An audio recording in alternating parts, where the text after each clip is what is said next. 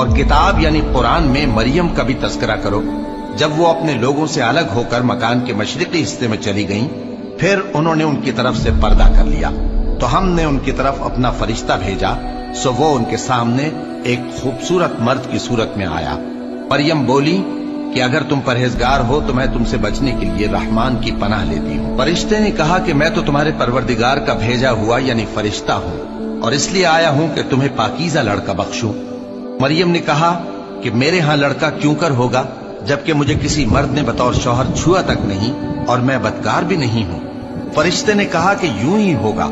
تمہارے پروردگار نے فرمایا کہ یہ مجھے آسان ہے اور میں اسے اسی طریق پر پیدا کروں گا تاکہ اس کو ہم لوگوں کے لیے اپنی طرف سے نشانی اور ذریعہ رحمت بنائیں، اور یہ کام مقرر ہو چکا ہے۔ چنانچہ وہ اس بچے کے ساتھ حاملہ ہو گئیں اور اسے لے کر ایک دور جگہ چلی گئیں۔ پھر درد ذہ ان کو کھجور کے تنے کی طرف لے آیا، کہنے لگیں کہ کاش میں اس سے پہلے مر چکتی اور بھولی بسری ہو گئی ہوتی۔ تب ان کے ٹیلے کے نیچے کی جانب سے فرشتے نے ان کو آواز دی کہ غمناک نہ ہو، تمہارے پروردگار نے تمہارے نیچے ایک چشمہ پیدا کر دیا ہے، اور کھجور کے تنے کو پکڑ کر اپنی طرف ہلاؤ، وہ تم پر تازہ عمدہ کھجوریں گرائے گا، تو کھاؤ اور پیو اور آنکھیں ٹھنڈی کرو۔ اگر تم کسی آدمی کو دیکھو تو کہنا کہ میں نے اللہ کے لیے روزے کی منت مانی، تو آج میں کسی آدمی سے ہرگز کلام نہیں کروں۔ پھر وہ اس بچے کو اٹھا کر اپنی برادری والوں کے پاس لے آئیں۔ وہ کہنے لگے کہ مریم یہ تو نے برا کام کیا، اے ہارون کی بہن، نہ تو تیرا باپ ہی برا آدمی تھا اور نہ تیری ماں ہی بدکار تھی۔ تو مریم نے اس بچے کی طرف اشارہ کیا۔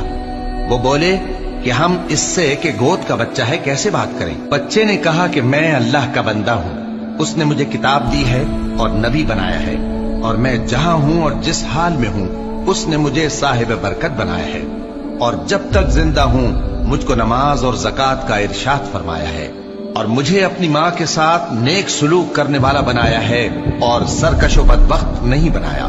اور جس دن میں پیدا ہوا اور جس دن مروں گا اور جس دن زندہ کر کے اٹھایا جاؤں گا مجھ پر سلام ہے۔ یہ مریم کے بیٹے عیسیٰ ہیں، اور یہ سچی بات ہے جس میں لوگ شک کرتے ہیں۔